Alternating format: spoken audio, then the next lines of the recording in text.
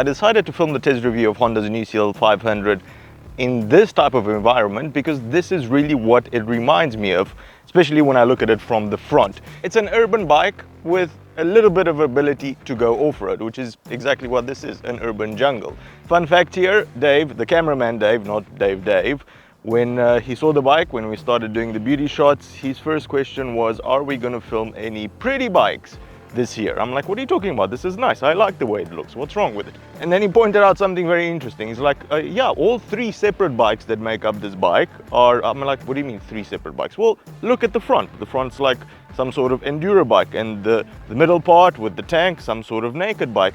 And then the last part with the exhaust is a retro. So once you see that, you kind of can't unsee it.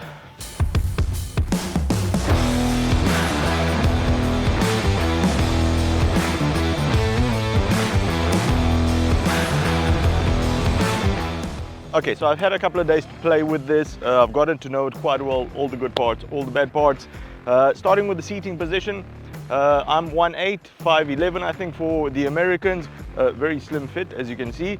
And the seating position is very comfortable.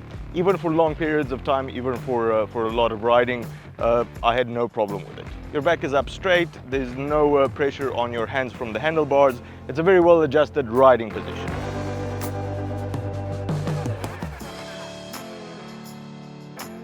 Moving over to the engine, 46 cc's. I mean, that doesn't sound like a lot, but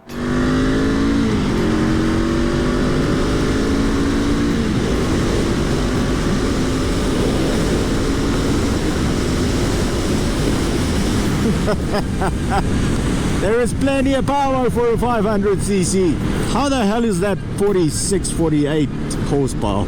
For getting around town, for maybe a weekend away doing some twisties, the engine has more than enough power. So I'm not complaining about that. What I am complaining about engine-wise is a little bit of a snatchy throttle. I'm not a fan of that on absolutely any bike, especially if you're going to be riding it around town a lot.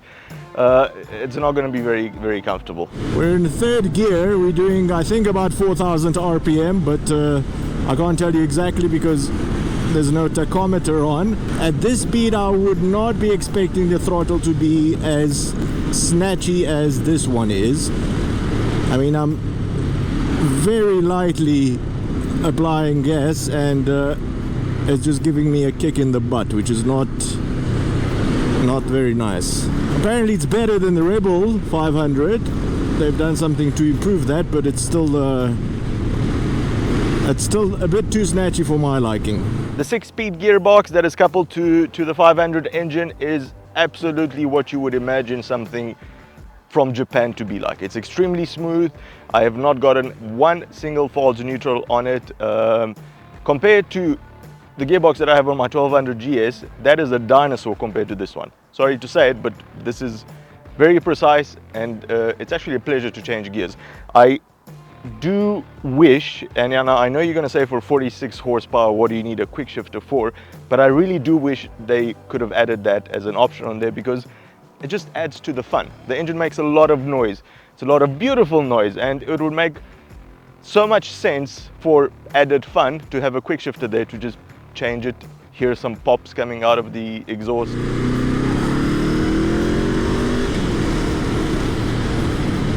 A quick shifter would have been nice there, but alas, no, not even optional. Talking about the exhaust sound, absolutely beautiful until you get to about 60 kilometers an hour. After that, you will hear nothing. Doing 50, I can still hear that exhaust. I can still hear that beautiful sound. 80 k's an hour, I can hear nothing except wind. So there is no engine noise, no exhaust noise. I'm getting a little bit of vibrations through the foot pegs, but these are the adventure foot pegs. They're not the standard rubber ones, but it's not bad. I mean, it's just a little bit. It's not uncomfortable whatsoever.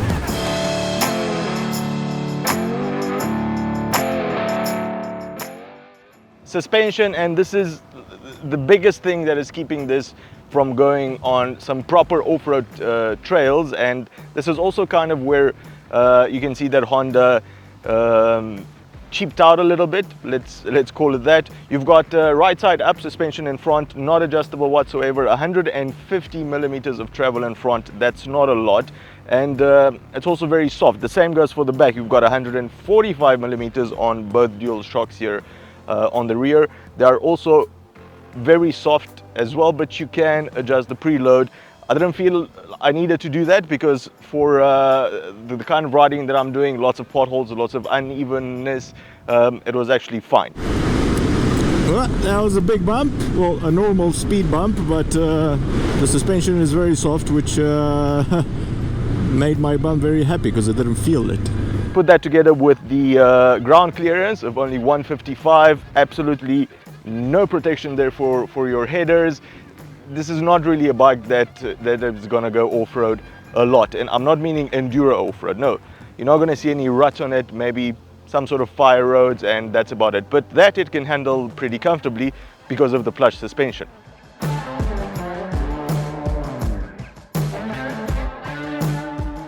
Brakes, you've got a single 310 millimeter disc on the front with a 2-piston caliper, and this is how it brakes. Let's do a little brake test. 60.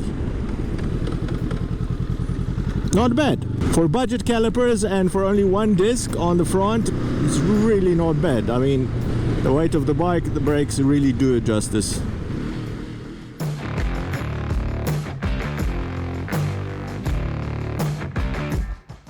All right, electronics wise, what you get, electronics, rider aids, what you get is ABS, that's it. ABS on the front, ABS on the rear, nothing else, which I'm fine with it for this sort of bike. It's very hot today. I don't have a thermometer here. Honda's anti-electronics on on the CL, but I think it's 40 degrees or a little bit over 40 degrees Celsius. I have to do the math at home, but I think in freedom units that's over 100 degrees Fahrenheit. So it's very hot, and I've got a black jacket on because I'm very clever. I also like the switch gear on it. It's very Honda-like. It looks very, it feels very reliable, and it's got a very satisfying tactile touch on it. I don't know, I like it. It's standard Honda, you're gonna see it on a lot of other bikes, but it's pleasant, that's all I have to say. This specific bike that I've got here does come with some optional packs, including this 12-volt plug over here. It's not a USB plug, it's the old sort of 12-volt car plug. I wish it came with a USB port as well, but the way Honda's put it on, I don't know, to me it just looks like a complete afterthought. It's pointing straight up, it's like it's bolted on there. Somebody said, Bob, where are we going to put this? I don't know, find the closest place to the rider and put it there. Another very Honda and Yamaha thing to see, if you take a look underneath here, you can see 1, 2, 3, 4, 5 different hoses coming out of the bike onto the road. I don't know what they're for, I don't care what they're for, they don't look pretty over there.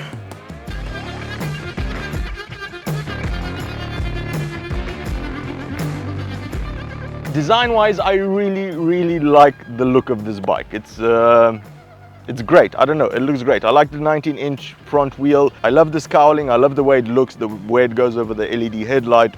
I love these white mud guards. I don't know, it's pretty. The green color of the tank, I like it as well. The color of the seat, I do like it as well. However, it is a little bit ratchety. This is the upgraded one. This is the comfort seat. You do move around on it a little bit, so I don't know. I didn't get to test the standard one, obviously, but this didn't impress me that much. So your mileage might vary here. These little gaiters, I love them. Very old school, very Rambo style, Rambo-like. I don't know what he was riding in there. It wasn't a scrambler.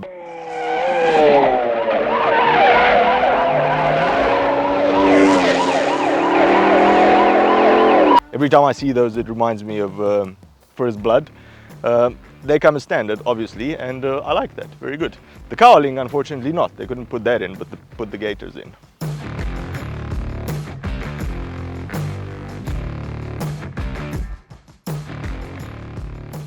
All right, I've written some cons here that I don't like about it, so I don't forget them. The 155mm ground clearance, yes, this is really not a bike that you're going to be taking off, not even serious off-road, like medium off-road, not talking about whatsoever about enduro. I wish at least it had some sort of protection, but if you're gonna take it off-road, I'm pretty sure you can get some aftermarket bash plates or something like that. The cowl comes as optional. This one, this one, this one, and this one are not on the standard bike, which is a pity because without them, it just loses most of its character, which it's a bit of plastic, Honda, come on, just... Non-adjustable front suspension. If you don't like bikes that have very soft suspension, and this one really does have very soft suspension, again, I don't mind it, but a lot of you might, this is really not the bike for you. So, I mean, you could test ride it, see if you like it or not, but just saying. Canter and off-rear ABS. This might be off-putting for some of you to go off-road with the bike, but realistically, I don't think a lot of people are going to be taking it off-road. I think this is going to stay on tarmac in some sort of urban jungle most of the time. No rev counter. This was weird to me. I sort of understand when bikes don't come with thermometers, for example, which I think all of them should be. But a rev counter, I see really no reason why there shouldn't be. I mean, it's a digital display. It's not going to cost you a lot. It's not going to cost you to modify a rev counter in there. Obviously, the hardware will, but just do it. Okay, we're in fourth. Let's go to third.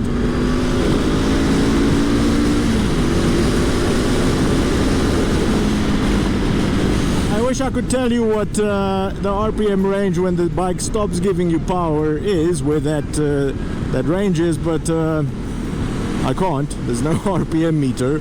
However, what I can tell you is that low down and mids, you get plenty of power. I don't know where it kind of caps off, but it's towards the high range. Also, talking about the craziness of the Japanese not adding a rev counter here, there's more craziness going on. This is an optional bag.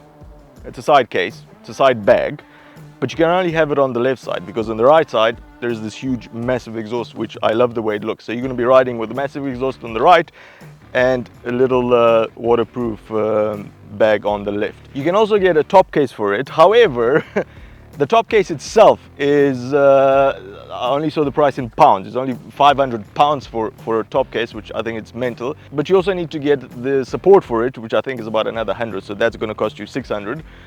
This one, I forgot how much it costs. I think about 160. I'll put the price up on there. So there are some options for luggage. Obviously, you can go for aftermarket ones. But if you do want to take a weekend trip, Honda's got you covered. You have to pay, but they've got you covered. Stupid. The mirrors, unfortunately, are useless. I know they try to go this whole retro round thing, but when it comes to mirrors, I would rather you be practical, Honda, than having a third of them right now covered by my shoulder. I always have to peek over my shoulder to see what's happening behind me. They are too small as well, so 0 points there for mirrors.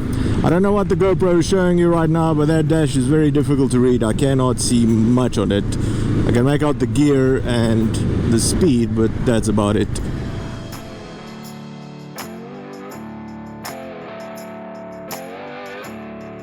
Price-wise in our market here, it's about 7,650 euros without any of the three the three packages that you can get with it. It's not a bad price for what it offers. That's what I'm trying to say. Competition-wise, doesn't really have a lot of competition when it comes to the 500 range. It's got competition.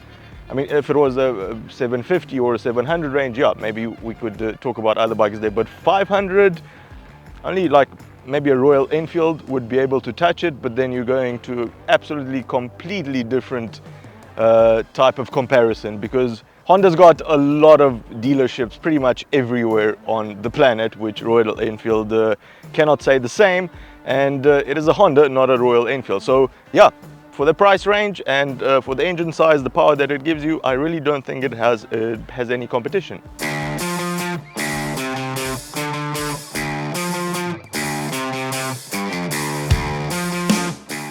All in all, Honda has got, I think, a great little bike on their hands. It's coming from a proven platform. You've got your 500cc there, which is in another 4 of their bikes, proven, reliable. It's easy for a novice to get on it. It's very easy for somebody that just got on their license and they're a bit scared of a lot more powerful bikes, very comfortable for them. The CL is not going to scare them. And also for more experienced riders that just want to have a bit of fun, because they're going to ride it completely different than a novice. They're just going to full throttle it all of the time. And once you do that, even though it does not come with a rev counter, I think that's just to add to the fun aspect of the bike, right? Honda, it's not to save costs like $1. How much is a rev counter? So yeah, I think this is a great bike and it's going to be a great seller for Honda. It's a lot of fun, even though it does have some downsides to it. However, I think you should really just go to a dealer, test one out if you're interested in it. I think you're going to find it a lot more fun. To me, it's a lot more fun than the Rebel 500, for example. It's a lot more stylish than the 500X from Honda, although that one is a bit more, actually a lot more capable off-road. So if I was only doing city commuting, a little bit of around the city, a little bit of back roads, a weekend trail, something like that, I like the way this looks, so I would go for this one. All right, I think I'm going to leave it off here for today. If you need to know anything else about it that I have missed, the comment section below is the right place for you. I will answer you there. Apart from that, if you've enjoyed it, give it a big thumbs up. If you think you've learned something new, consider subscribing to our Patreon to help us make more of these shows. Cheers, and I'll see you on the next one.